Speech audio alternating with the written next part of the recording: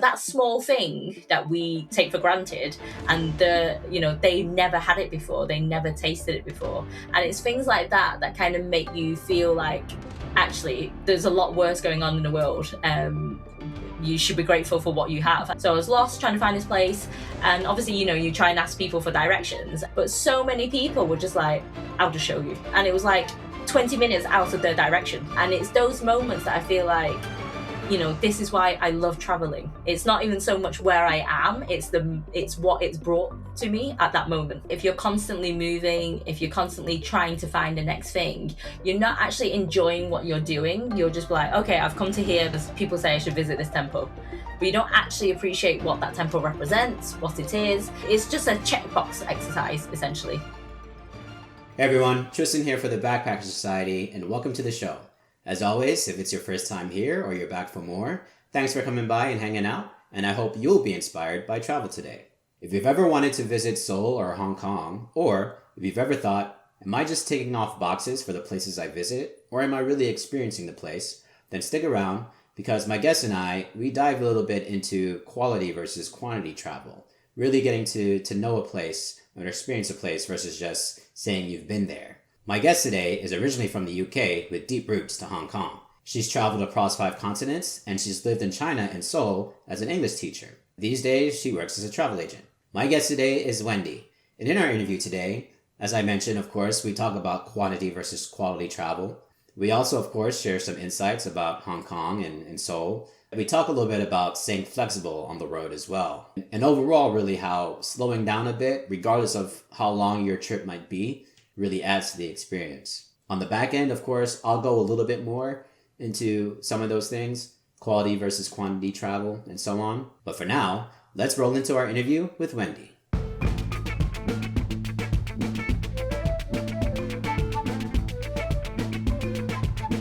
I see you're working. Are you working in an office or working from home? Just curious. Working from home. My home is my office. Gotcha. Yeah, same pretty much here, as you can see. How's your mind with this? I know we met in a podcast group, but have you been on a podcast before? Or? No, it's my first one. Awesome. Perfect. I love it. Obviously, thank you so much for coming on the call and deciding to join me on the podcast. Of course, as we go through, I'm sure you read the email, but we'll speak on you as a person, get to know you a little bit on that side. Then we'll kind of go into your insight on the places that you know. Get to know you more as a traveler, and then from there get into your travel topic. Does that make sense? Yeah, sounds good. Awesome, perfect. So if you're ready, let's get into it. Yeah. So you're a huge Lego fan, as you mentioned, and even recently visited Legoland in Dubai with your family. Yeah. So I'm curious, what was that experience like? Like, does Lego hit as hard for your family and kids as they do for you? And also, are there any specific sets or builds that you kind of, look at as a treasure or takes you back to a happy place? I think Lego is a big thing in our household anyway, especially because my kids are quite young. They're only 5 and 3. So they're very at that stage where, creativity is really big. So they do enjoy playing Lego. I would probably say I enjoyed Legoland more though. Because even though they like playing with Lego, they haven't really seen the cartoons or watched the films yet. They're just a bit too young for those. So they don't have that affiliation with the characters or anything. But they enjoyed it. It's a good day out. The rides are obviously suitable for their ages. So yeah, it's a great place to go. I highly recommend it. Awesome. And then for you again, is there a specific set or character that kind of takes you back? What was maybe the first character that connected to you? How did you connect with Lego? I kind of just liked it. So when we went traveling pre-kids, I had a little Lego man that I took around, and he basically was all my pictures. I didn't take pictures of myself. It was just him, the Lego man, in all these iconic places. So yeah, it kind of started from there. And then I kind of got into quite the big sets straight away. So things like the Disney Castle and the modular sets. I really like those. And I'm a big fan of Batman. So I tend to buy those kind of sets. Always gotta love Batman for sure. Now I'm curious, what's maybe some of the, you mentioned some of the destinations. What's some of the spots where you took the picture with the Lego man that you can think of? I remember taking him to Russia, and then I dropped him in the snow, and it was quite deep. And there was a split second, was like, do I take my hand out of my glove to try and retrieve him, or do I let it go? But no, I did pick him up. So yeah, Russia, Mongolia. He was in front of a yurt. He's been on the Great Wall of China. He's been everywhere. This Lego dude. He's seen everything. He's been on safari. He's been to South America, North America, Europe. Awesome. Well traveled for sure. Yeah. All right. So next question. So I saw you've participated in Tough Mudder in the past, which is a pretty intense endurance course for anyone who's listening and doesn't know. But I'm curious, was that driven by a genuine love for fitness, maybe a desire or challenge to challenge yourself at the time, or was that more of a why did I get into this sort of situation Yeah. in retrospect? I guess I think at the time I was quite fit. I was working on my fitness. I had a trainer, and we were working quite hard. So my fitness level was the best at that time that it had ever been. Um, and so I thought, yeah, the Tough Mudder was a good challenge. It was fun. It's with a team. It's not, a uber competitive sport. Because I don't think I really enjoy those. But yeah, so it was nice. The first time was really good. And then I did it again, I think maybe the year after, or possibly 2 years after. And it wasn't as good. My fitness had gone downhill. And I just felt like I've done this before. I'm old. I'm old and it's cold. What is it? And I know obviously it's obstacle course and stuff, but what were some of the maybe tougher challenges with it in general? I really didn't like the ice bath. Like, I don't like being cold, and sliding into an ice bath was horrible. It was also disgusting because it smelled. It was just obviously a big puddle essentially filled with ice. So that was pretty grim. There were a few things that I just couldn't physically do, like those monkey bars, and I couldn't even reach them. Like, I'm quite short, and there was no like steps. So I was like, well, I'm not going to do this. So I kind of just jumped into the, like, I guess the water anyway. So I was like, I'm just not even going to try. But for me, because I'm quite small, we had these like big tunnels which you kind of had to like crawl through, or like go on your stomach and be like a worm, I guess. But because I'm quite small, I could just crawl on my all fours, so it was quite good for me. So they were the best ones. Awesome. And I'm totally with you there as far as not being a fan of cold. So I get it for sure. uh, Next question. So you are a travel agent, of course, helping people experience the world. Mhm. But at its core, obviously, that's about helping people, right? So travel aside, has helping others been something maybe that something you value and a part of you who you are, or and if so, where do you think that came from? Yeah, definitely. Prior to being a travel agent, I was a teacher. I taught English as a foreign language. So I've always worked in the classroom essentially, obviously helping students, helping them learn, helping them engage. So yeah, I would say definitely it's been a big part of me. And I kind of feel like my the way I ended up in teaching was because I wanted to go traveling, so I moved abroad. So I feel like I've come full circle at the same time. Like, that ignited my passion for traveling, and I feel like helping people is just something that's innate in me, I guess. Awesome. And yeah, we'll get a little bit more into that. You said you traveled for teaching, but I think that might cover a question that I have later on. But we'll definitely get to it. As far as your teaching, though, was that as far as the ages? I guess were they younger kids, adults, maybe a mix of both? Both. When I was abroad, it was kids, so it was in public schools. But then when I moved back home to the UK, I just started teaching adults, and I prefer teaching adults overall. I still do teach some kids every now and again, but yeah, if I had to pick, I would pick adults usually. Very cool. Awesome. And then I did also see there's a photo of you in a FC Barcelona jersey. I don't know if that rings a bell, but Yeah. it looks like you might have been at a home game as well for that one. But I'm curious, how strong your fandom might be, excuse me, and if you are a big fan of Barcelona, how did it all start? No, that was just because we were there. I feel like, if you're there, Barcelona's a big team, you have to go. And it was good. I mean, I quite enjoy football anyway, so I don't mind watching a match. But yeah, it was definitely worth going. I wouldn't say I'm a Barcelona fan though. I can't even name you a single person on the team right now. But yeah, it was just a nice experience whilst you were there in the city. Fair play. And I guess with that too, where obviously you're in Barcelona, then was that possibly your first time in Barcelona, or maybe first time going to any football game? It was my first time in Barcelona. I'd been to a few football games before, but they were generally kind of smaller teams. because obviously football is quite big in the UK, but ticket prices are quite expensive. And the bigger teams, it's quite hard to get tickets as well. So I thought, I don't love football, but I don't mind it. So I don't really want to pay that much for a team in the UK. I'll happily pay it for, a slightly lesser team because it doesn't matter to me. I don't know who anyone is anyway. Fair play. But and as you said as well, if you're in Barcelona and you have an opportunity, might as well go see a game for sure. All right. So last for this section, then, finally, in 5 words or less, describe your personality. Ooh. Um, I don't know. That's a good question. I would say happy-go-lucky. Awesome. Which is a great way to be on the road as well if you're traveling and about. All right. So before we move on, is there anything else you'd like to add with this section? No, I don't think so.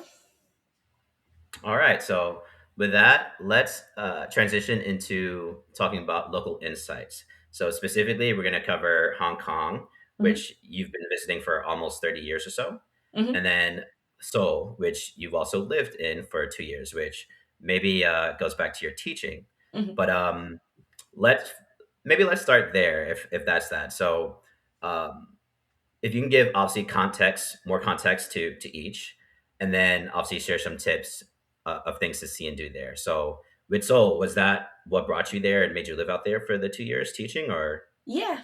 Yeah, so it was actually my second teaching gig abroad. I previously taught in China for a year. And then after coming back home to the UK, I was like, "Ugh, this isn't for me. I want to go back out to Asia." So I then lived in Seoul for 2 years. So yeah, Seoul is a great place. And I feel like now Korean pop culture has really exploded. But back then when I went, it wasn't as popular at least over here in the UK. But yeah, I think, we're finally all realizing how great it is, not just obviously K-pop, but the food, the culture, the lifestyle. I recommend Seoul for anyone. And I think it's one of the best places to go if it's your first time in Asia, because it's quite a nice mix of Western and like Eastern culture. Sometimes I feel like if you've never left, Europe, or you've never left the States or something like that, and you go to Asia for the first time, it can be quite overwhelming because obviously everything's different, the language is different, the food is different, the people are different. But I feel like Seoul and Hong Kong both have a nice, quite mix with it. So if you do feel like you're missing home a bit, or maybe it's a bit too much, you can find a home comfort there. Whether that's a simple thing like McDonald's, or a typical Western restaurant, or just even a hotel or something like that. So yeah, I feel like Seoul is a great place. I feel like it's quite underrated as well, especially for families. No one really talks about Seoul, going to Seoul. I feel like it's a bit more on the radar now because of like K-pop Demon Hunters and all the K-pop BTS and things like that. But yeah, as a whole, I feel like when we look at Asia, it's quite a neglected place to go for families. Mm. So yeah, with Seoul, going a bit more as far as, and especially if with families as well, but both sides. Mhm. What are some specific things you can suggest for families and solo travelers, whatever it may be? I think you definitely have to visit the palace, Gyeongbok Palace, which is the old, obviously, Emperor's Palace. And in there, you can dress up in the traditional outfits, which are quite nice. And it's just a nice kind of reminder of the history of because this country is quite a new country as well. If you look at it, obviously with the Korean War, so it's developed so much, and so's very technologically advanced as well, I would say. But if you go to this palace, you're stepping back in time, literally, and it's kind of in the middle of this busy capital city, and it's just nice because once you're in there, you don't feel like you're in a busy city, because Seoul is quite densely populated as well. There's a lot of people, a lot of movement, a lot going on, and obviously that can be quite overwhelming for some people. But when you visit this palace, you go in there and it's silence almost. It's quiet. It's just the people visiting. So yeah, I think it's that kind of contrast that you have from being in the main city plus being in this traditional palace with the traditional clothes and learning a bit more about the history and the culture. Awesome. And then going back a little bit, I guess obviously you said it's nice for families, so I assume when you initially went there, you went solo, you were Mhm. teaching, and then you've been back with your family as well, right? Or No, not been back with my kids yet. It's on the list. It's on the list to go. Yeah. So when I was there, I was just on my own with friends and stuff. But yeah, I would definitely take my kids. awesome. And then I'm curious because I've been lucky enough to go to Seoul as well, which was when was this? About 2 years ago, late 2023. Which actually very randomly, like I just wanted to go back to Asia, and that just happened to be the cheapest flight. But anyway, stayed there for about a week, and it was a great time. But at the time you were there, because what I noticed when I was there, at least in the Hongdae area, obviously Mhm. like a student area and everything, I was maybe surprised, and to your point, maybe it's just how it's kind of blown up over the last few years with K-pop and everything. But I was surprised from at least what seemed like to be the expat community or even just international students. So, um, was that kind of reflect what it was like when you were there at the time, teaching and whatnot? Or Yeah, there's a big expat community. I think you've got one side, you've got all the teachers, both in the public school and the private sector, and then you've got the military as well, because obviously there's US military bases all around South Korea. So yeah, so they are definitely. It was more than I thought and more than I anticipated. It's not a good or bad thing. It's just a surprise, I guess. Um, but I would say a lot of the time, especially when I was there, people like expats tend to congregate in the similar areas. So, it'll be Hongdae or Itaewon, Gangnam. They were kind of the main areas that expats would kind of hang around. And then if you go like further, a few stops down the line, you don't really see many foreigners. So, yeah, so you can be like really populated on one street and then you walk up like 10 minutes or so and then there's like no foreigners. yeah, no, that makes sense then. All right, let's talk a little bit more about the maybe the street food and the markets and whatnot. Oh yeah, so street food is definitely one of the best things I think in Asia as a whole. Going out Right. for street food, and Seoul's market is amazing. So it's getting anything. So it's getting like food on a stick. You're not quite sure what it is, which kind of I think adds to it. And I think that's one of the best things about traveling is the unknown, isn't it? And it's having this open mind to to try new things, seeing what food they eat, what they like, and what I love about markets as well, in particular, is it's almost like you're doing a mini food tour. You're not sitting down for one big meal. You're kind of sampling a little bit of this, a little bit of that, and then before you know it, you're really full. So yeah, so definitely recommend that. And not just so, but in Busan, if ever anyone visits Busan, they should go to the fish market, where you can choose your live fish, your live seafood, and then you take it to a restaurant and they cook it for you however you like it. So it's super fresh as well. And I think that's a really nice experience, especially coming from the UK, where fresh seafood is quite hard to come by here. Even when it's supposedly fresh, it's not that fresh. It's not great. So, having actual fresh seafood is amazing, and not as expensive as well either over there. So yeah, I think going there is great. If you're kind of more of a shopper, Myeongdong is great. Lots of little stalls selling different types of clothes. Very into the fashion, very into the beauty in Korea. Obviously, like I think skincare as well has exploded, especially for the female market. Having this like glass skin. So yeah, so all your beauty needs you can find in Seoul. Awesome. Talk a little bit about maybe the contrast between the royal history and modern Seoul. I guess if you look back and how South Korea's come about, obviously with the Korean War, if you look at the videos and the timeline, it's quite a short timeline in the grand scheme of things. Less than what, maybe 100 years. It's evolved into such a major city, not just a city, but and a very advanced city. I remember when I was there, and it's quite a long time ago now. It was, when was I there? 2010, 2012. My internet speed there was so much faster than it is now in the UK. And I've got the best Wow. that the UK has to offer, like as part of what I can get. I remember downloading a film in like literally 5 seconds.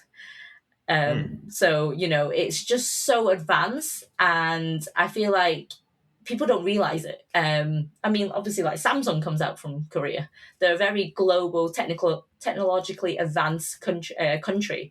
So yeah, I think that's quite a nice contrast. But then, if you visit the other areas in South Korea, like the more smaller cities, you can still see there's a more traditional way of life.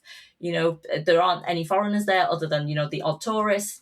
English isn't spoken as openly as it is in Seoul because everywhere in Seoul, most people nowadays will speak a little bit of English. So yeah, I think it, it's a nice contrast city. It's something that you sort of don't expect as well. Like I said, Korea as a whole hasn't been much on the people's radar, and I don't think people really know what to expect. You hear about obviously the Korean War, you hear about North Korea, but Seoul or South Korea as a country is not that much talked about, other than obviously with pop culture. So yeah, I think it's nice that it's exploding onto the scene. Very true. Very true. And of course, you mentioned about the war. Do you want to go in a little bit about the DMZ? Did you partake and do that tour? Yeah, I mean, I feel like you have to. You have to go to the DMZ. It's such an odd place to go, isn't it? And there's not that many around the world. It was good. It was weird. Like obviously, it's an escorted tour by the U.S. military. You can't make any sudden movements. When we were like, I guess on the borderline, you could see like the North Korean soldiers looking at you. And I remember someone in my group had moved like their arm like this or something, and then the Korean soldier on the other side just got his binoculars and you're like, what's going to happen? What's happening now? So yeah, I feel like that's definitely one of the places that you need to visit if you ever go to Seoul. Just because it's crazy. It's weird that they're still living in a war technically. Yeah. It's obviously I mentioned I was there. I actually did not do the tour. Um, no regrets at the time of the. I guess never regrets, right? It gives Mm. you a reason to go back. But at that time, how? So you said obviously the even though you said he used binoculars, but how far exactly are you from the border? If that makes sense. Um, So I think you pretty much you go to the edge of the line as far as you're allowed to go. And Mm. the soldier was quite far. He was stood on like another platform, and he was quite far out. But I think they had quite a few people like dotted around, and he was just like the one in the central vision, so that you could see the most. Um, yeah, because when you book the tour, you're like, am I going to be in danger? What's going to happen? But yeah, I mean, obviously, it's an organized tour, is great, and I do think if you ever go back to Seoul, you should definitely do it. Definitely, definitely. And then I actually had a. I'm gonna ask you if you know, kind of going back to food again. There were these uh, food spots. They're kind of like a more traditional cafeteria type style, Mhm. very cheap Korean food. Do you remember what they're called by all or at all? No, I don't. I know what you Or mean kind though, of know because what I'm talking about? there, Yeah. there was one on the end of my road, and I went pretty much every night because I never cooked. Hmm. And I had like kimchi jjigae pretty much every night, and it was about a big bowl of kimchi jjigae with some rice and obviously your side dishes, and it was only like less than £5 at that time. It's great. Hmm. Yeah. Exactly. Yeah, it was so Exactly. like basic. Like it's literally just tables, a chair, a really like elderly lady in Ajuma who usually serves you, who speaks Mhm. no English, and then yeah, and then you get your little glass of water in a metal cup. Um, Exactly. yeah, they were really Yeah. good. And I do think with traveling is those kind of little places that are really good because obviously when you search for places when you go somewhere new, it ends up being like Michelin star restaurants or a celebrity chef, which is great. There's occasions for that, but at least for me, when I go traveling, it's about the food. That's my main mission is to eat as much as I can when I'm somewhere new. So yeah, going to these kind of sometimes dodgy looking places as well, like questionable places, but always has good food. Yeah, adds to the experience as well. Yeah. I'm pretty much the same, learning the place through food. I like those, whatever they're called. I like those as well because cafeteria style as well. Like you were, they were longer tables. Even Mhm. they had some like single person tables at the side, but some places maybe had a second floor or whatever, but it was still small enough where you really had to sit with other people, and that can lead to conversations on itself. So yeah, pretty cool spot. Okay. Anything else you'd like to add with Seoul or Korea in general before we move on to Hong Kong? Um, I think so. It's great. The weather, it kind of only has two seasons, so choose wisely. But saying that, winters, I thought winters were great. It was really cold compared to obviously the UK, but it didn't rain like for the whole winter. It had blue skies every day, even though it was super cold. It snowed. It was like minus 20 degrees Celsius. But because it didn't rain, I was living my best life. So yeah, I think it's a great time to go. Either I would say kind of spring or autumn, ideally, because it's the milder seasons. But if you do go in winter, you should go skiing as well. Korea is a great place to go skiing, I think. Did you happen to do skiing at any point, or I know you said it didn't snow, but Yeah, I only went once. I've never skied before that, so that's the only time I've been skiing. But yeah, it was really good. I went with some friends, some Canadian friends who were avid skiers in Whistler and stuff, and they said that it was a really good like place to ski and snowboard. They were quite happy. So yeah, I recommend it. awesome. And yeah, when you mentioned that, when I was there, I went, as you said, around autumn. I think I want to say, yeah, late August, early September. I was there, and then maybe shortly after that, it started to snow. So I was able to avoid that. Happy I was able to avoid Yeah. that. All right. So as far as Hong Kong, so now you said you've been going there for nearly almost 30 years or so. Mhm. I guess maybe do you have family there, or why so? Yeah, so my parents are originally from Hong Kong anyway. So and I still have family out there. My grandma's still out there, some other like aunts, uncles, cousins. So when I was a kid, we went pretty much, I don't know, almost every year or maybe every 2 years. And then my brother moves out there as well after he graduated university. So I used to go out there to see him.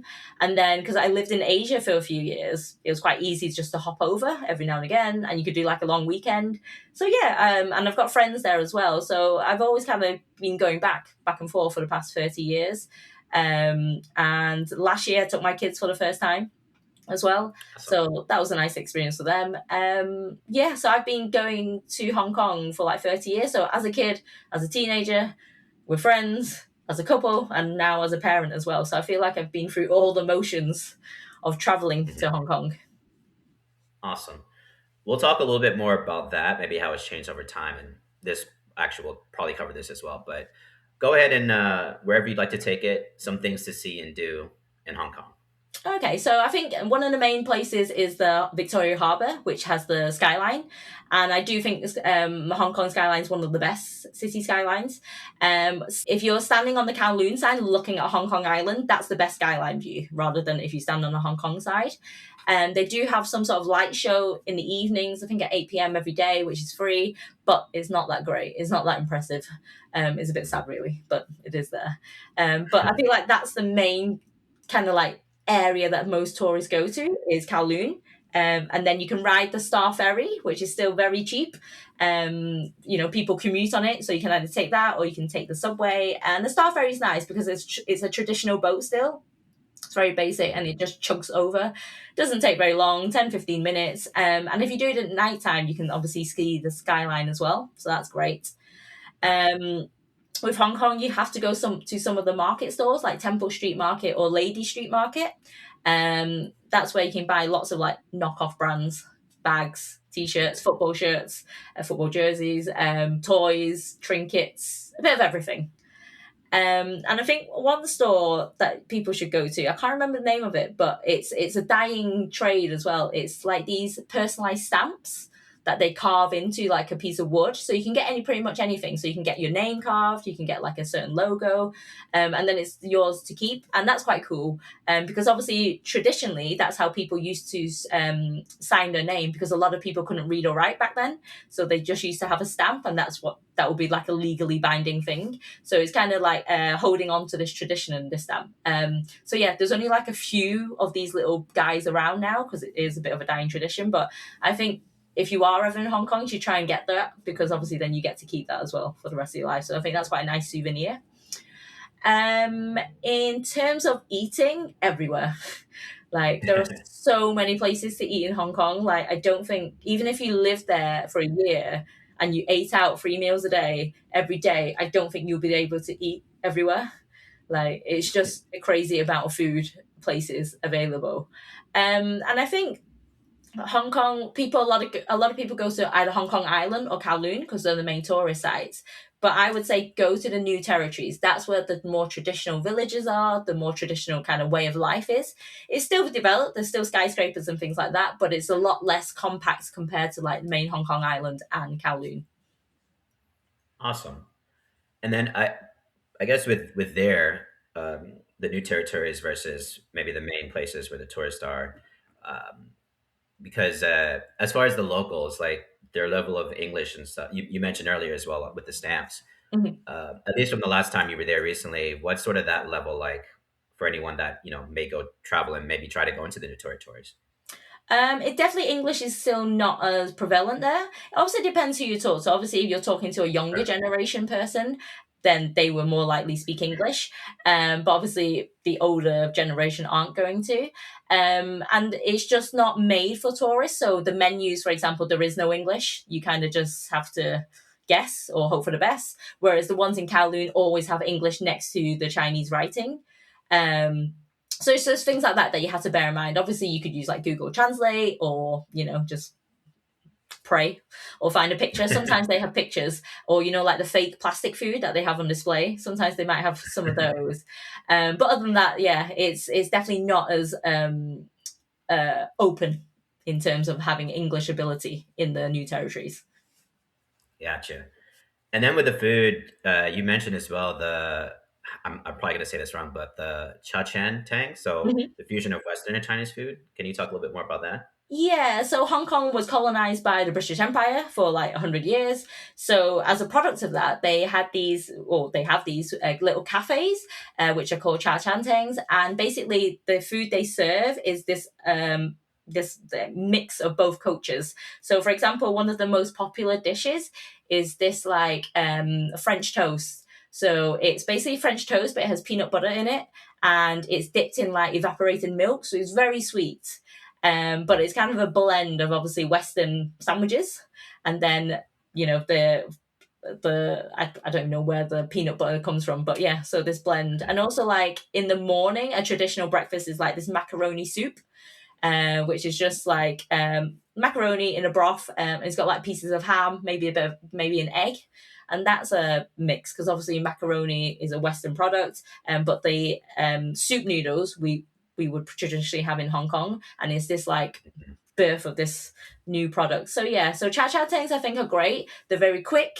I would say service is basic. It's not service with a smile. It's very basic. They're very in out. So people who go to cha chan tangs are just in and out. They want the food, they go. There's no loitering, no lingering around.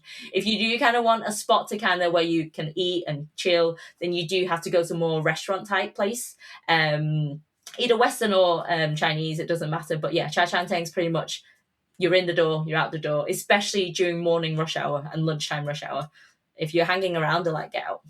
And the thing actually, which they tend to do more in the new territories rather than in Kowloon, is you share tables. Because cha chan tangs are quite small cafes, obviously space is limited. So, for example, if you're a solo traveler, you sit down on a table, then another solo person coming in will sit on your table with you. I remember the first time we went with my husband before we had kids, and we were in a booth, and it's just us two sat next to each other, and then this lady sat across from us, and he was like, "What is going on?" And they were just like staring at each other. I'm like, "It's normal." I'm like, "There's nothing wrong with it. You're just sharing a table." I think that's a funny story. Just I don't know. I assume maybe was that his first time to Hong Kong at the Yeah. time, and maybe even traveling abroad as well, or Yeah, it was his first time to Asia as well. Yeah, so Hong Kong and Asia in general. yeah, I think that's maybe something that someone new traveling for the first time, because depending on where you go, especially in Asia, that Mm. can happen quite often. Yeah. I just remember, for example, like especially if you're doing street food or things like this. I've been quite a few times to Malaysia and Georgetown, and Mhm. there's a famous little street food noodle shop, and they have their tables out and about, but you get whatever you get, and if you want to sit down, you're definitely going to be sharing the table. So, which can lend itself to nice interactions. So, but be mindful for those who might go out there for the first time. It definitely can Yeah. happen. Talk a little bit You mentioned dim sum not just being great food, but cultural cornerstone. Talk about that a little bit. Yeah, so dim sum's like a traditional meal you would eat with the family at the weekend. So obviously the people don't have work, they don't have school. It's similar to what I guess the UK Sunday roast. So people, families would gather together, and dim sum is all about small plates, a bit like similar to Spanish tapas, and it's all about ordering different plates and trying different things. So it's quite nice, and what I quite like about it as well, for especially for when I went with my kids, who can be quite fussy when they eat. You're not ordering a dish that they're just going to waste because everything's like in small bites anyway. So even if they don't like it, you're going to eat it. So it's quite nice, and it's quite a nice way to sample lots of different types of food without, having to order X amount of dishes and not being able to eat them all. Because obviously, like if you have like siu mai, it only comes in 4 pieces, or if you have hao gao, it only comes in 4 pieces. Char siu bao only comes with 3 pieces. So it's not like you're ordering like huge amounts of set plates for yourself. So yeah, I think dim sum, you can't go wrong. It's a tradition, and some restaurants still have the traditional ladies pushing the carts, which I think is quite a nice novelty. And yeah, it's just the more, reliving that traditional side. Because obviously restaurants nowadays, wherever you go, are all standard, aren't they? They're all the same. It doesn't matter where you go, where you sit down. A waiter or waitress comes over, they take your order, they give you your plates. Whereas with the dim sum, with the carts especially, they're all pushing these different things, these little steamer baskets around, and you get to choose which one you want. And like my grandma's very fussy. She never takes the top one. She goes like five rows deep to get like to make sure it's super hot, it's super fresh. So yeah, so it's things like that. I think it's quite nice, and that we don't really experience much anymore. Mm. Yeah, that makes sense. That makes sense. Um, Talk a bit, yeah, as far as you mentioned the nature versus or in the coastline versus the city's intensity. Talk a little bit about that. So I think, well, Hong Kong again is a really populated city. It's a very small place. You can travel around Hong Kong in a day, really, if you wanted to. Um, Obviously, not going to see much, but you could physically travel around. It's such a small place, and there's so many people.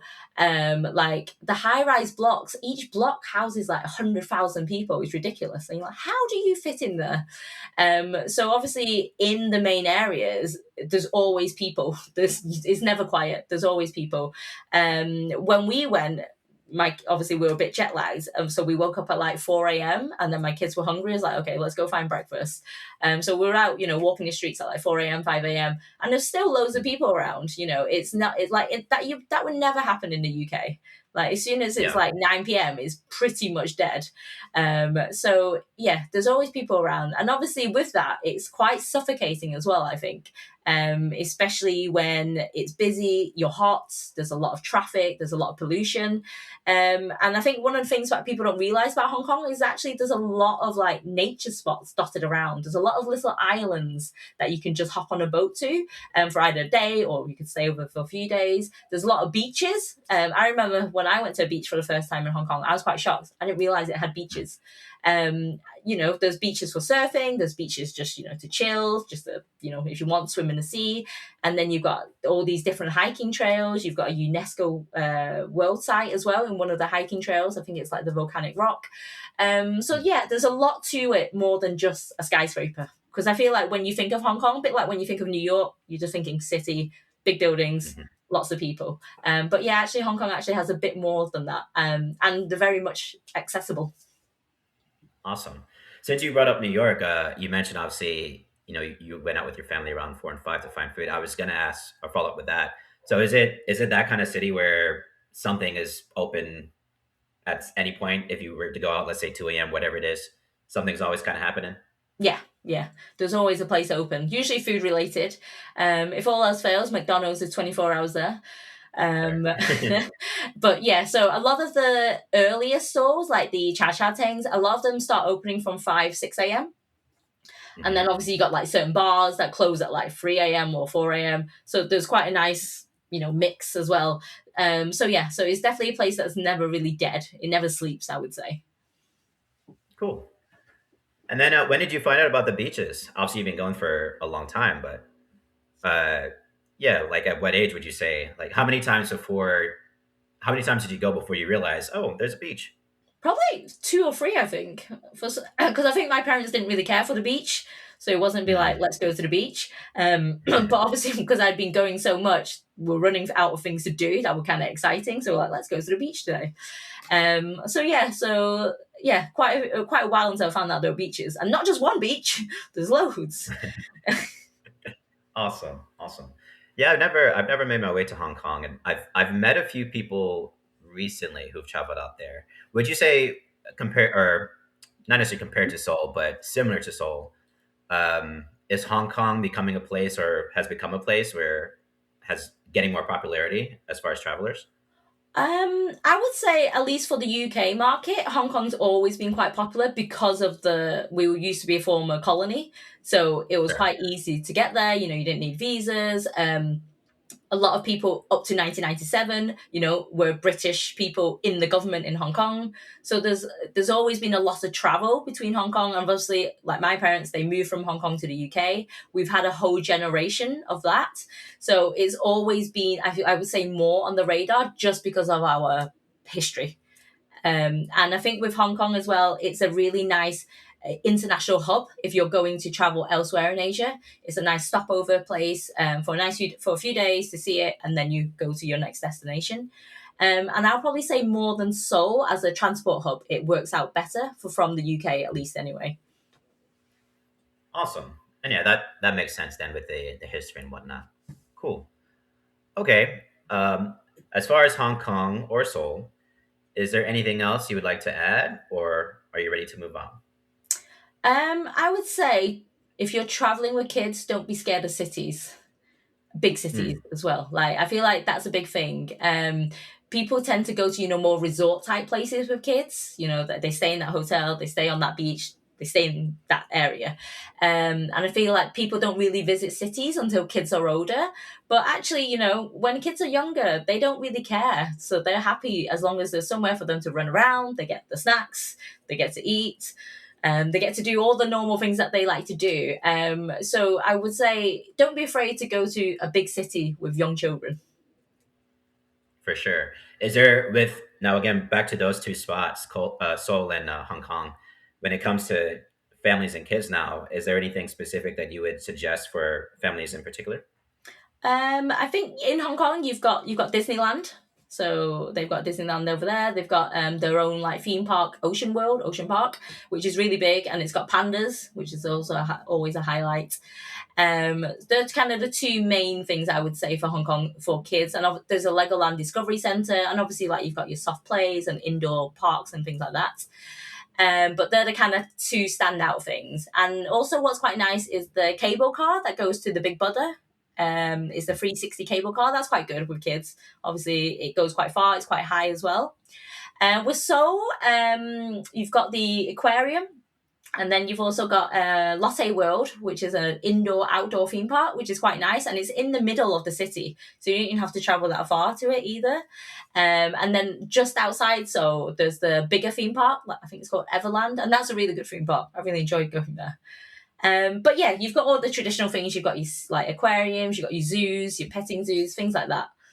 So like I said, don't be afraid to go because there's always something for the kids. Awesome. Perfect. All right, so with that, let's move on and transition to get to know you more as a traveler. So Mhm. you talked a bit about your traveling with or traveling with family, excuse me, and whatnot. But we'll cover a bit more about your past travels as well. But first, to give some context, you've been to 5 continents. Mhm. So short version, the only continents you haven't been to is Australia and Antarctica. Yes. So everything else. And then just from some pictures and things I saw, I know India's up there. Maybe you went a few times. Um, uh, you've been obviously to the US. You went to Hawaii, which I Mhm. think was a bucket list, which we'll get to later on. Just real quick, what's some other places you've been to? I know I saw Peru as well, I Yeah, believe. Peru, Argentina, Botswana, the Middle East, Mongolia, Thailand, Vietnam, Cambodia, Laos, Nepal, Hmm. India, South Africa, Cape Town, um, Zimbabwe, Brazil, Uruguay, Canada, Iceland, Russia. Yes, with Lego Man as well. So obviously, I did ask a bit earlier about Hong Kong and your connection with there. So I won't really go much more into that unless there's something you want to add with that one. But with Seoul, I know you said you teached out there, but give a little bit more backstory. Was it what made you decide to go there to teach in particular? Um, it just had a really good system set up, because obviously when you're going out there to work, you want them to organize everything, essentially, like your accommodation, your visa. You want assistance with all that. And Seoul's program, the epic program, was really good because it's run by the government. You know what you're getting when you're there. And I had already been to Seoul before on holiday, on a family holiday, and I really liked it. I've already liked the food, because it was I think when I was deciding, because I had already been in China, I didn't want to go back to China. I wanted to go somewhere new, and it was a toss between Japan or Korea. But I think Japan at the time was a bit more competitive to get into, and also it was more expensive. And part of my reason of going out there to teach was to save a bit of money to come back when I came back. So yeah, so for all of those reasons, I guess. Awesome.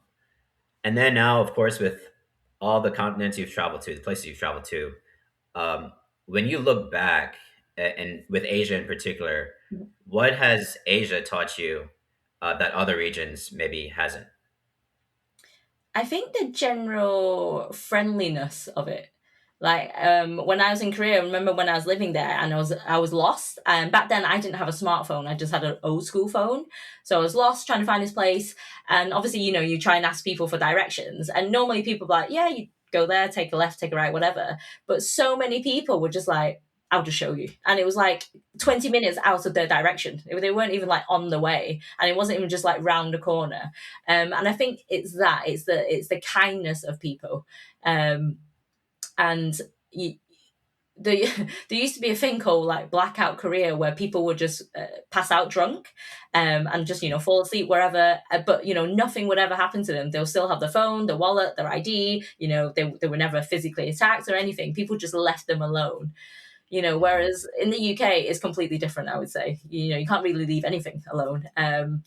So yeah, it's the safety. I've always felt very safe traveling in around Asia, in Korea, as a female traveler, solo female traveler as well. I've never really felt scared or worried or anything like that. So yeah, I think the general kindness, the warmth, and the fact that they embrace so much from foreigners, because Asia's a big hub for travelers from all walks of life, and they're very welcoming. They love it.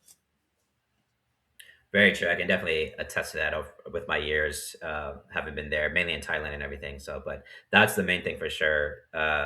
Based on the ties, but Asians overall, some of the nicest people, very open, very trustworthy as well. I mean, you use the example as far as the what do you call it, blackout.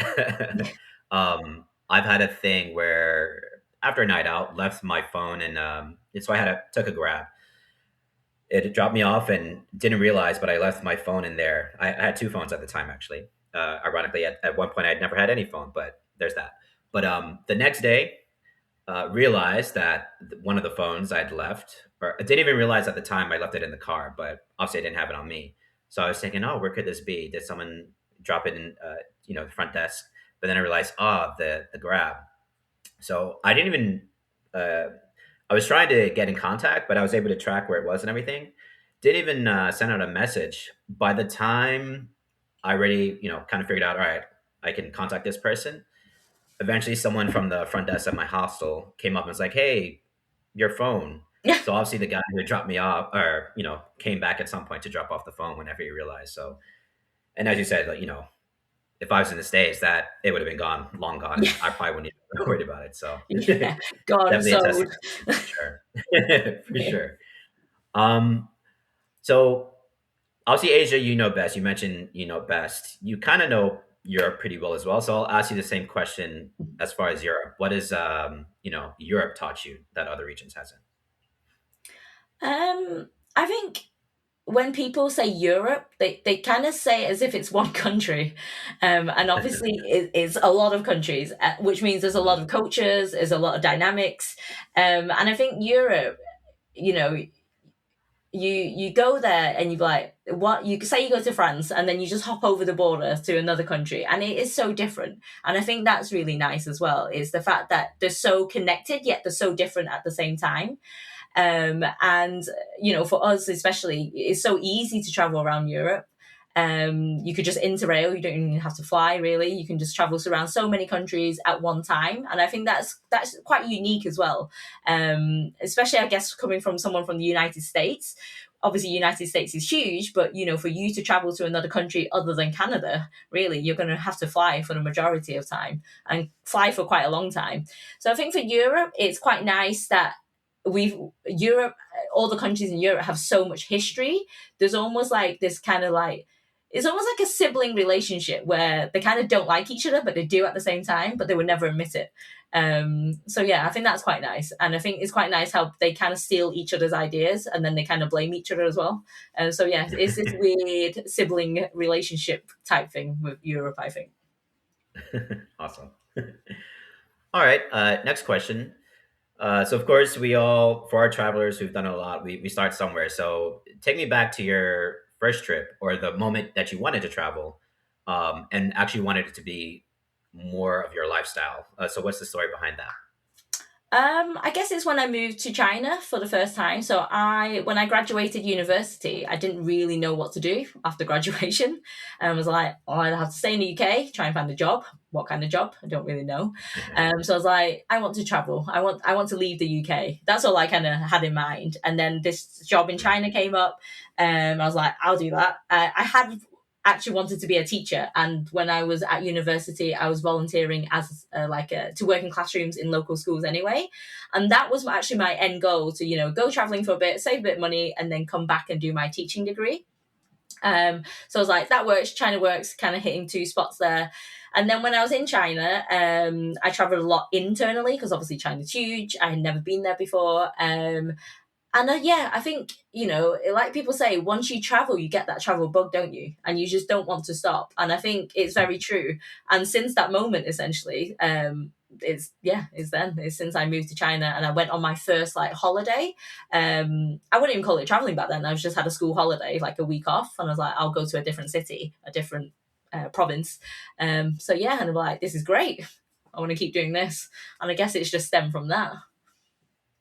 Yeah, that the travel bug thing is definitely real. Taking for someone who, my first trip, it was just supposed to be a 2-month thing to France, Mhm. which France I kind of chose randomly, but 2 months there turned into 4 months in Europe, France and Spain, and then whatever it's been now, 12, 13 years later, I've done it in some form. But Yeah. anyway, um, so you mentioned, at least in your notes, if not on here already, that traveling to other cultures teaches us and humbles us. Mhm. So, for example, like respect and humility. From your experiences, are there any specific moments or stories that you can think of as an example for those two? Like a moment that it taught you something and maybe humbled you in a way?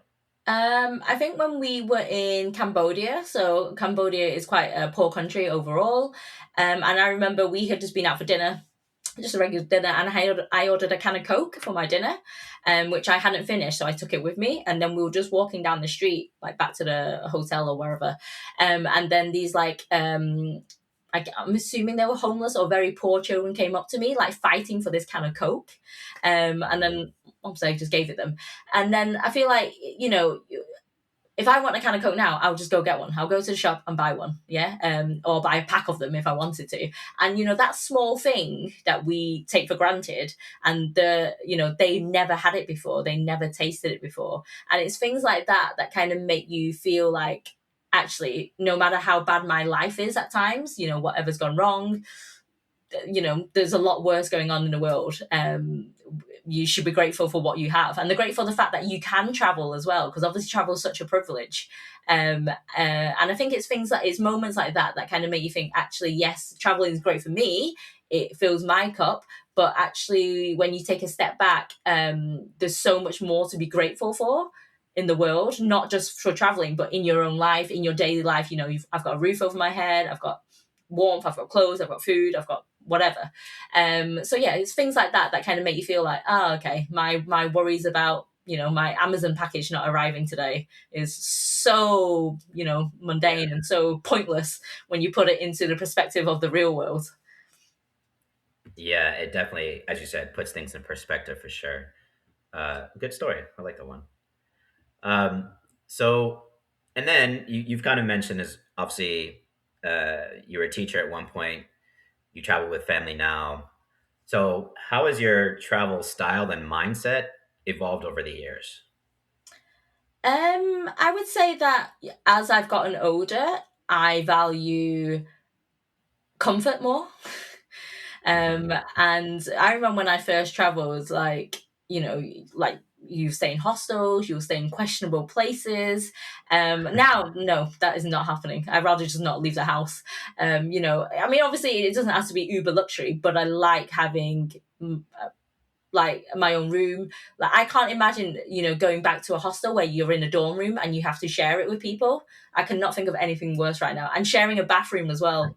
Like it's bad enough sharing with my own kids, but sharing with strangers. So yeah, I think the level of comfort has gone up. That would be the main thing. But with traveling with kids, slowing down, like having to slow down. And I think it took me a while to kind of figure that out because when I started traveling with my kids, obviously they were quite young, they were babies at that point. You have so much more luggage with you. I'm quite a compact packer. You know, I used to travel with just a backpack and stuff, but now when you go out with kids, you take the whole house and the kitchen sink. So things like that have really changed in terms of what you need to pack and also not trying to fit too much in.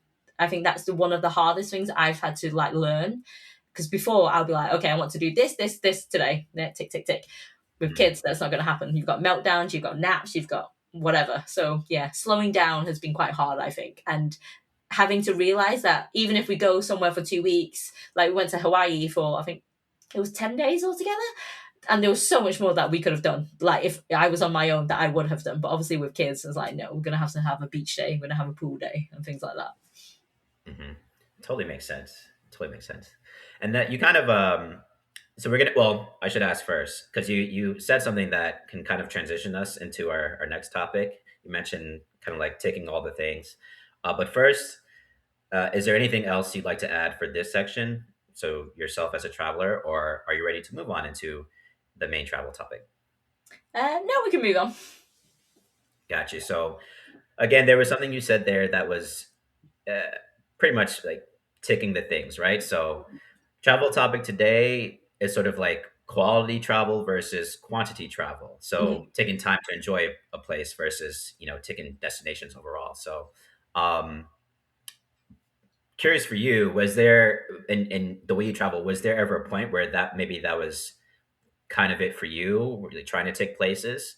And if so, like when did that sort of shift from trying to do all these different things to really take my time and relax and make the most, maybe not see as many things, but make the Mhm. most of what I do see, if that makes sense. Yeah, I think definitely. I think when I first traveling, especially around Asia, you know, you've only got a finite amount of time. Because back then I wouldn't said I was traveling. I just had holidays, so obviously I would go and visit places. So like I had a 2 week break, so I had to do everything in 2 weeks.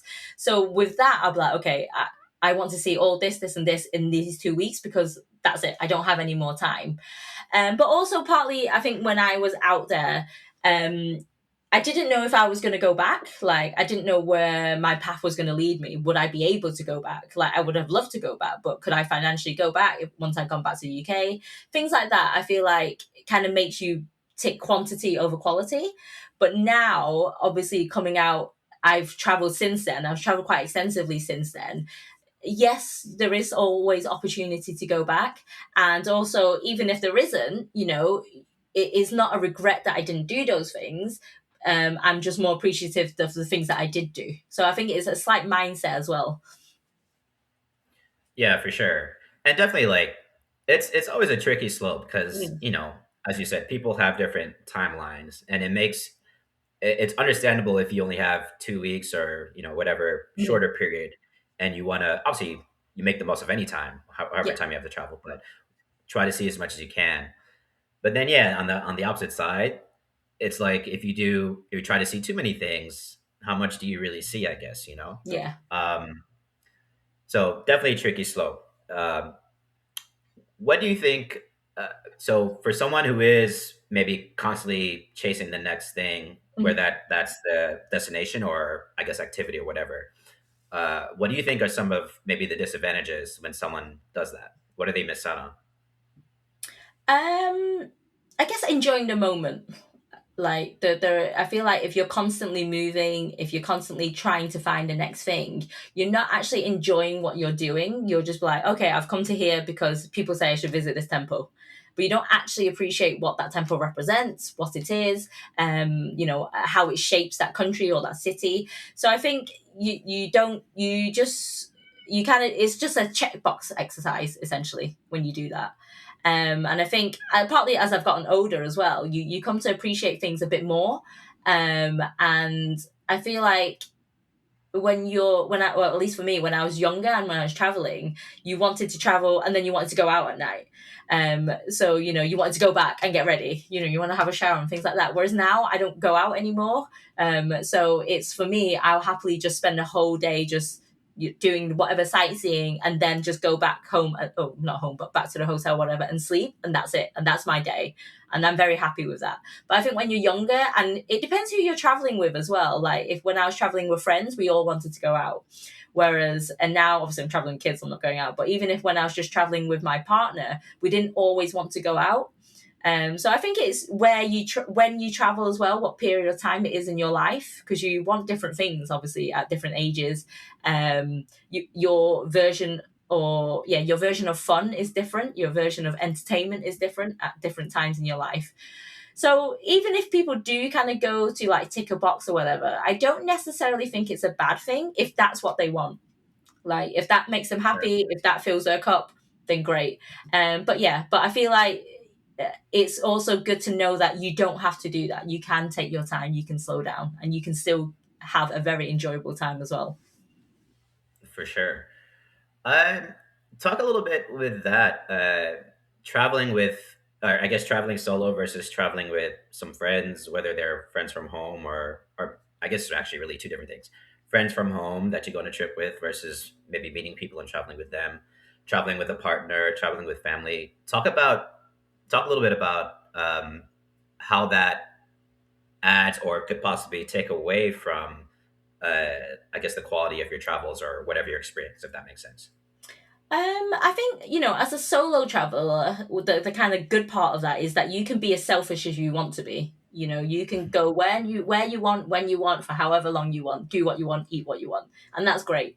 But on the flip side of that, especially if you're new to traveling and you're quite scared to do things, I've met travelers who have done that and they've just kind of never left the hostel, or they would just venture out when you're like the 1 block radius or something, and they would never try anything. And I feel like when you do that, it's such a waste. Like you are there, you have paid to come here, you have flown from another country or whatever, and I feel like that's quite shameful. Not shameful on their part, but as in it's a shame that they felt they couldn't do that. Traveling with friends has its benefits. You feel safer because you're in a group. Usually someone will take charge. So if you're not that person, then great, you have a leader. But then on the flip side of that, you've got to have contend with different opinions, different ideas, things like that. Different financial needs as well. Obviously, we all want to spend different amounts on accommodation or restaurants, etc. And finding that balance is quite hard. Whereas obviously, if you're solo traveling, you're like, okay, I want to spend just a little today. I'm going to go have street food. Or actually, today, I'm going to spend a bit more. I want a bit more comfort. And that's fine. So, yeah, it's different challenges. I think traveling with a partner for me, my partner hadn't really traveled much before he met me. He'd been to Europe quite a lot. And I think when he was a kid, he went to like America to Disney and stuff. But other than that, he was just mainly Western Europe as well. So very similar things, to British culture, or at least British way of life, I would say. So I think for him, it was quite a shock. And I kind of just bullied him into it. I'm like, this is what we're doing. This is what we're doing today. This is how we're doing. This is where we're going. But I think for him though, he needed that as well. Like he would be that person who would just sit in the hostel or not really see anything or do anything because he would be too scared to. So everything I think has its pros and cons, doesn't it? Like, and it's quite nice to experience it, I think, in different ways. So yeah, I think everything has its pros and cons. And obviously, like I said before, as a family, it's a lot different. As a parent, your needs are not high on the list. It's always the kids' needs. It's how are they going to be entertained? How is this? I would say it gets better as they're getting older. You can do more things that are more what you want to do as well. But yeah, it's just balancing those as well, balancing those needs. For sure, for sure. I've been lucky enough. I've definitely done a lot of solo travel. I've traveled, obviously, met people wherever I've been, and decided to travel with them as well. And then once traveled with a friend from home, which that was actually just a 2 week thing, but that worked out well as well. So, um, very good. Uh, you mentioned as well, as far as you know, falling in love with a place, Mhm. right? So, what changes when you allow yourself to fall in love with a place? Like, and also, what are some ways to embrace that place, including methods that maybe aren't as obvious for you to be able to fall in love with the place, as you put it? Um, I guess it's not really a conscious decision, is it? Like, I mean, just the falling in love with anything, a person, whatever, it's not a conscious decision. It's just something that happens, something that just changes in you. And I think for me, one of my kind of favorite places that I always think about is Botswana. And it was actually just sleeping under the stars. So we'd done like a few bits of safari, and then we were camping. Well, I can't remember where we were in Botswana, but we were just camping in this like flat area, and it was just amazing. It was so quiet. It was so serene. It was so peaceful. And when you describe it, it was just literally we were in a tent and it was just the stars. That's it. It's not really that descriptive. But for me, it was that feeling of I've never experienced this before, and I had traveled already quite a fair bit. And it's so different to my normal day to day life. Like, we're distracted by phones, by TV, by Netflix, by people. Whereas there, obviously, there weren't that many people there anyway, and there was no TV, there was no electricity, whatever. And it was just, really, in a sense, enjoying that moment as well. Um, and the same was when we went to Uruguay. We stayed in like a cattle ranch. So we did it in like a group tour. So I think there were like maybe 15, 16 of us all together from all different countries, different places, different ages. But in this cattle ranch, they turned off the electricity at like 6 p.m. So in the evenings, all we did was sit around the table with candlelight and just chat and talk, and really got to know people. And that was nice because, we're so self involved in our phones nowadays. People walk down the street with a phone. I do it all the time. And it's those moments that I feel like, this is why I love traveling. It's not even so much where I am, it's what it's brought to me at that moment. 100%, 100%. And yeah, you're right. Like sometimes it just kind of happens. Maybe in places that you don't even expect it to Mm. happen. So definitely makes sense. Um, when it comes to travel, why is it important to be flexible, or why do you feel it's important to be flexible? Because you're going to be disappointed if you're not. You know, I think especially now we live in such a Instagrammable world where there's so much travel content out there, and some places look amazing. They look, and you're like, I want to go there. I want to experience that. And you get there, and it's like, oh, is this it? Um, and I feel like if you are not prepared to be disappointed, then you're just going to be disappointed. You kind of just have to take it on the chin, but like, oh, okay, it's not great, on to the next thing. And I think with travel, especially if you're traveling for a longer period of time rather than just like a short vacation time, things go wrong. Transport goes wrong. There are weather conditions that go wrong. You might lose your passport. You lose your phone. The place that you booked actually doesn't exist. So it's things like that that you need to be mindful of. It's not just I'm going to turn up and everything's going to be perfect. It's great if it is, but obviously it's not going to happen. And if you're traveling for a long time, you're more likely to encounter things that go wrong, for difficult problems and whatnot. So flexibility, I think, is key. And I think having the mindset to be flexible is more important as well. Not just your time, not just like, oh, okay, I can change the date and go tomorrow or something. But actually, when it's out of your hands, for example, if the flights have been cancelled with bad weather, there's nothing that you can do. Yeah, it Mhm. doesn't matter how much you moan, how much you cry, nothing will change. So just be like, okay, this sucks, but you know what? That it is what it is. Yeah. Uh, Follow up to that one then. Do you maybe, and if you have an example, it's awesome as well. Do you think sometimes maybe, as you mentioned, like some things go wrong? Do you think sometimes maybe when those things go wrong, sometimes it's actually right, or like shows itself to be like that was sort of meant to happen, or I see the positives from that happening, if that makes sense? I guess I think it builds the character. It builds your character as a traveler. And, we're not born into the mindset of being flexible. And I think you need those things to happen for you to have that, for you to change as well as a person, or the way you think. That, okay, on my next trip, things might go wrong. But you know what? This time I'm prepared for it. I know what to do now. I'm not going to sit in a corner and cry. So I think in terms of that, it helps your own development. It helps your own personal growth. And I think it's quite applicable to the rest of your daily life when you're not traveling as well. You're going to be faced with problems in all walks of life. It doesn't matter if it's your family, your job, your studies, whatever it is. And it's about how people deal with problems, isn't it? And how people accept the situation that they're in, or how they try and get out of that situation. And I think traveling really helps with that. It builds your confidence. It builds how you deal with situations and how you react to situations as well. So I think overall, I would say any kind of negative things I've had with traveling, it's kind of made me who I am now as a person.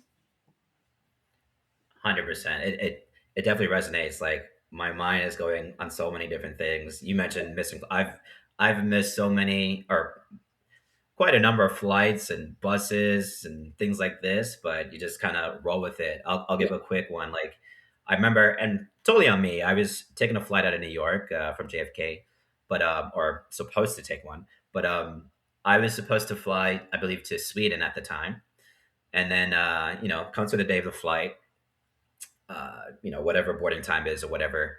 It's like, all right, whatever. It's a Wednesday. It can't be that busy, but of course it's JFK, so surely it was busy.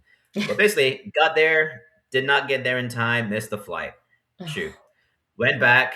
I was staying with some family at the time, but I went back there, and then still wanted to go to Europe, so ended up finding a cheap flight to Italy, which I'd been to before in different forms, but went out there and then had an amazing trip. So I'm sure it still would have been a good time in Sweden, but as you said, be flexible. Just got another one, and that became such a great trip. So who knows how different it would have been if I made the original one. So Yeah, and like you exactly. said, I could have moaned and grown, but you move on and then learn from it. Go a few hours earlier to JFK and things like this. So. Awesome. Um, we talked a little bit about like what other regions and cultures have taught you, but I'll ask you again, what have other cultures taught you about humility and respect that you can think of? Or anything in general, even outside of humility and respect.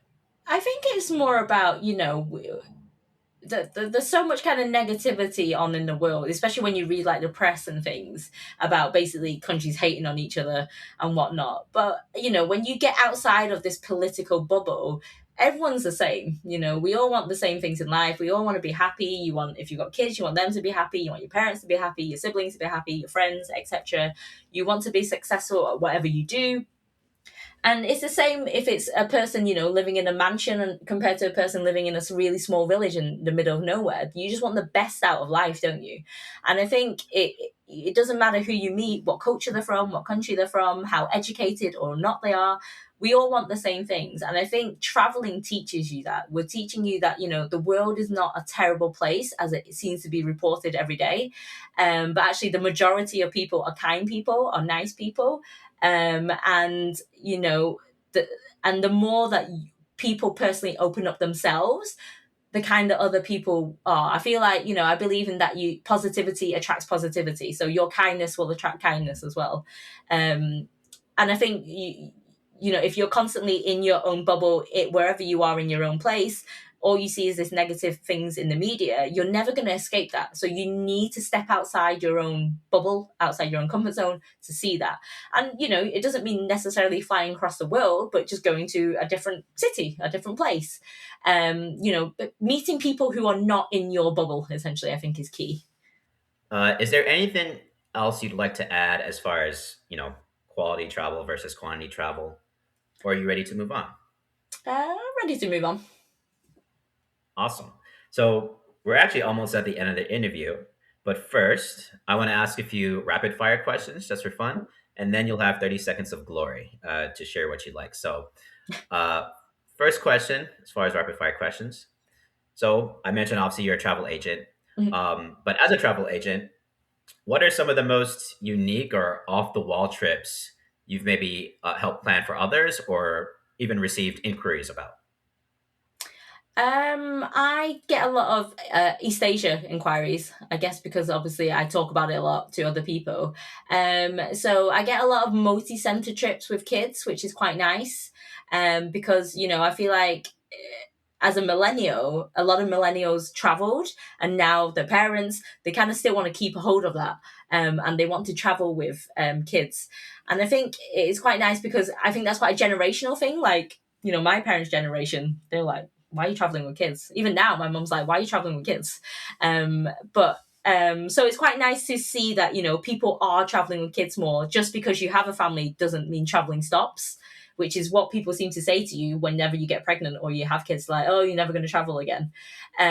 So I think it's quite nice that actually no, there are a lot of people still wanting that, and they still have that passion to travel. They're just doing it in a different way now. Cool. Um, what was it like sharing a moment in Vegas with the Backstreet Boys? Oh, the best time ever. I've seen them so many times. I think that was my fourth time that I saw them in Vegas. Hmm, So the first time at the Sphere, which was amazing. I mean, that venue was amazing anyway. Like, it doesn't matter who you see in there; is going to be amazing. But yeah, that was great. Yeah, that was fantastic. and And it was in the a trip without children, so even better. picture, now in that picture that I saw, just curious now, like, was that sort of the first time you're able to, like, I don't know if it's a meet and greet or obviously a photo op, or have you been able to do a few photo ops with them? No, that's the one and only time I've ever done that, and it is a printed mounted picture on my wall downstairs. And since we're on the topic, while we're talking about music artists, who are some that define your taste in 2000s pop and R&B? Usher, I would say, is a big one. Confessions album, still play that to this day. I mean, my music taste is quite random. So obviously, Backstreet Boys is up there. Usher, Foo Fighters. I'm a big fan of Foo Fighters. Seen them quite a few times live. Yeah, I guess Neo. I quite like Neo at the time. Um, yeah, a lot of Jodeci, people like that. So quite Boys to Men. Quite like Boys to Men. So a lot of those kind of vibey groups, I would say. Awesome, good taste. And then the last question, we kind of talked about it a little bit, but yes, you did a family trip to Hawaii, which you had mentioned at the time that was high on your bucket list. So I'm just curious now, what does that list look like as far as your bucket list or Ooh, the next place to go? still everywhere. I really want to do the Silk Road. So I want to do Uzbekistan, and do like Kazakhstan and Kyrgyzstan. I think that'd be quite fun. I want to do more China. There's obviously a lot of places in China I've still not been to. Would love to go back to South America and do Colombia, Chile. Probably go back to Argentina and do Patagonia actually. Everywhere basically, literally everywhere. New places and places that I've been to before. I would happily go back. No, 100%. There's so much to see, and the list never stops. Yeah. I'm right there with you. All right, you did it, Wendy. So we've come to the end of the interview. So now you have 30 seconds of glory.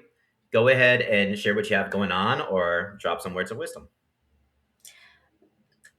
So my words of wisdom is travel often. Travel as much as you can, whenever you can. It doesn't have to be big. It could just be a small weekend away, having a short break, traveling half an hour away from wherever you are. But I think traveling is the key to happiness. I feel like you learn a lot about the world, you learn a lot about yourself, and it never gets boring. It doesn't matter what you do, where you go, you will always find something new, even if you've been somewhere 100 times. So don't feel like you always have to travel somewhere new either. Like if you want to keep going back to the same place, then do it. If it makes you happy, then do it. But yeah, travel as much as you can. Thanks again to Wendy for joining me today and sharing some tips and insight.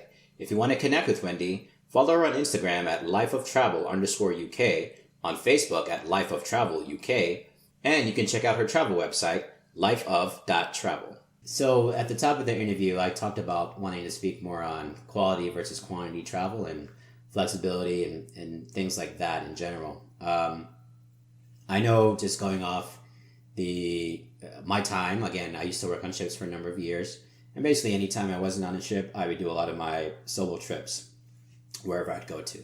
And that's sort of a big example. A lot of the times when on a ship, anywhere that I was, we're only there for a couple of hours, so didn't really get to see it.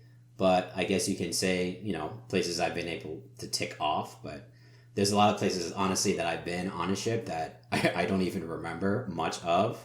I couldn't tell you the name compared to places I've been on my own time, or even at times on the ship where I was able to stay for longer over time, that I can remember a lot of different things from, of course.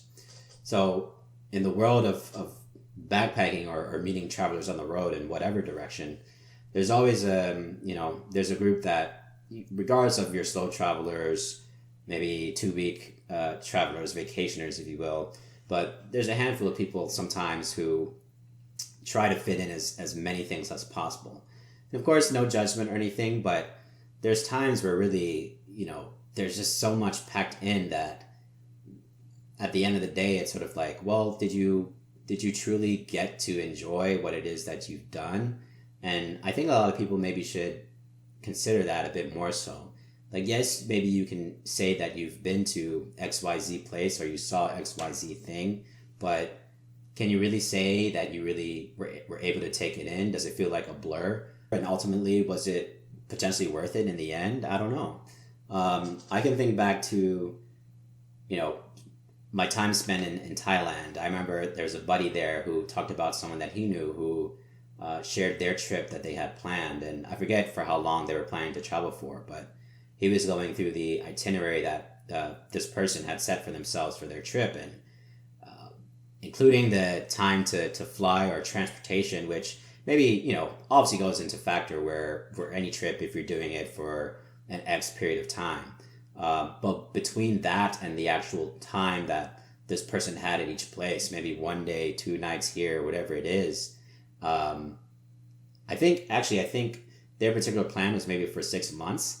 And for the entire 6 months it was planned, which again, totally fine. But I think for every place, if I remember correctly, literally 2 or 3 days for each, not just each city, but maybe the country. Well, I don't want to, and to be fair, I don't want to go too far into it because I don't have the specific details, but basically it was very, very fast, let alone completely planned, which again, to each their own.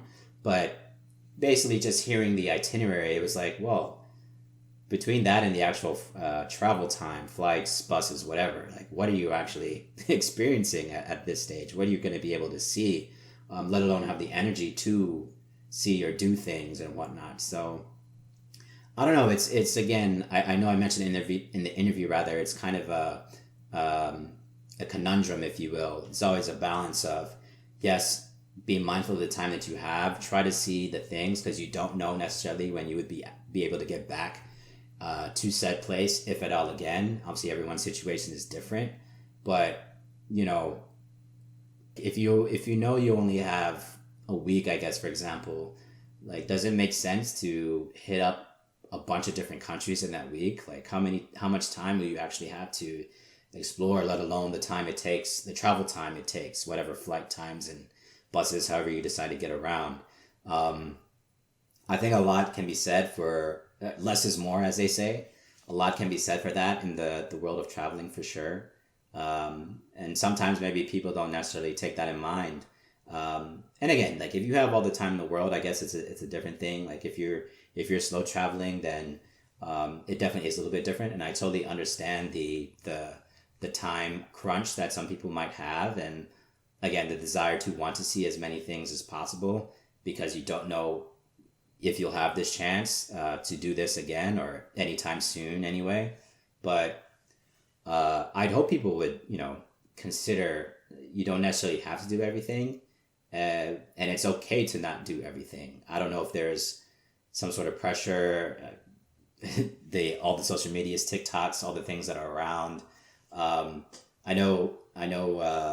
The idea of coming in to be disappointed or having that so you don't get disappointed. I guess yeah. There's always you make when you get to a place, you go in with no expectations, I guess, is another way to put it, to be able to make your own expectations. Like, and to speak on that, I guess, I remember even, and this might sound crazy, but going back to the ships again, they were my first contract. I lucky enough to go to Mexico and see some of the ruins there. And there was another trip I did where I saw a bunch of other ruins. And eventually I ended up in Peru. Mind you, this here, which is ironic, but this is from Peru. But I remember, like, I didn't go there with any real plan or intention to at all, let alone for Machu Picchu. But met some people there. They were heading in that direction. I decided to join them for that. And but ironically, without knowing much about Machu Picchu at the time and really knowing the significance of it or of the actual place, not the significance, but just how significant visually it is, striking it is. Having just done a bunch of ruins, in the moment I was kind of like, I feel like I did some ruins. I don't know if I really want that right now, but obviously getting there is a whole different situation, and it was fantastic. But maybe I had like a warped perception or expectation in my mind at the time, and obviously I wasn't disappointed, but a lot of times that can build itself up for something more than it is, and it could take away your enjoyment, I suppose, or make you hesitant to do something. So but yeah, if you go in with zero expectations, it'll allow yourself to potentially enjoy a place more for sure, and again feel less disappointed if for some reason it doesn't work out, and which is okay if it doesn't ultimately. Like at the end, at least you can say that you've tried something, and that however you feel about it at the end, then you can go for it from there. But to go back just to the idea again, slowing down, quality versus quantity time, with traveling. Try to be mindful, I guess, of the time that you actually have, the things that you really want to do or see, without trying, and maybe again even leaving some flexibility to do other things that maybe you didn't know about or didn't plan for. That way it can give a better or well-rounded experience for your time traveling wherever it is. Ways to do that, I suppose. For the heavy planners, I would say, and again, I know a lot of times it might be just wired in who a person is, wanting to have everything planned. And I'm not saying, go cold turkey, so to speak, and just forget all the plans, but maybe plan some time during the day, whatever the day is, for flexibility. It's like, okay, for 3 hours of the day or whatever it is, whatever. And I guess obviously it depends on your environment. If you happen to be staying in a hostel where you're able to meet people versus a hotel, it might be different. But if you're able to plan, the ability to be flexible with your plans, maybe that's the way to go about it for my heavy planners. For those who are a bit more laid back and kind of go with the flow, like myself, I don't know if it's necessary to plan something specific as far as an activity, but that could be helpful too. Just speaking on me, especially being in Bangkok, I know I've been there many times and everything. So, but I've had some moments where, mind you, I was working on other things or whatever it be, but I have some moments jokingly where some friends who live there as well kind of said, "Oh, have you left the square radius that you usually go around?" So if you're one of those who maybe finds themselves sitting a lot and you're not busy with whatever's going on, maybe actually plan an activity or whatever it is to stay in that moment. Again, my situation, I was living there at that point. I'd done the things many times, so maybe a little bit different, but be mindful of that as well. I could probably do better with that overall, to be honest. To really enjoy a place and get the most out of it, right? So aside from just, learning the language, doing as locals do, it really just depends on the situation, obviously. Do those things for sure. At least have a balance of that, I suppose, that works for you. But yeah, if you able to slow down, try to slow down as much as you can. Instead of going to all the places, make the most of, I don't know, 2 to 3 places versus 6 to 10 places, whatever it be. I don't know. But yeah, just be more mindful. I think it adds a lot to your trip. It saves you. It gives you the ability to give more energy to whatever it is that you want to do wherever you are, I would assume. Even if you find yourself to be one of the most energetic people, I know it's exciting at first, especially if you're traveling for an extended amount of time, let's say a month or so versus the 2 weeks or whatever it is.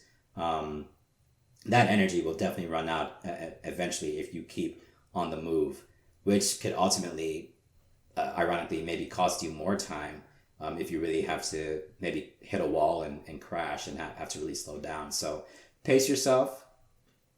Even from that side as well, forget the seeing all the different things. Just pace yourself and your energy in general. I think it's super important. Again, if you happen to be on the road for a longer period, even if you're just doing the 1 week, 2 week thing, whatever it is, be mindful of all those things. I think, and that will help to give yourself a better journey. So with that, hopefully going forward, if you're heading to a place, just think about, am I just going here to tick off a place, or am I really going to be able to enjoy said place or experience that place some? If you have any comments or questions, maybe this made you think of a trip in the past that maybe you did it one way or another, feel free to drop a comment below or get in touch. backpackersociety20@gmail.com. Thanks again to Wendy for joining me today. Thank you for listening, and until next time, be well.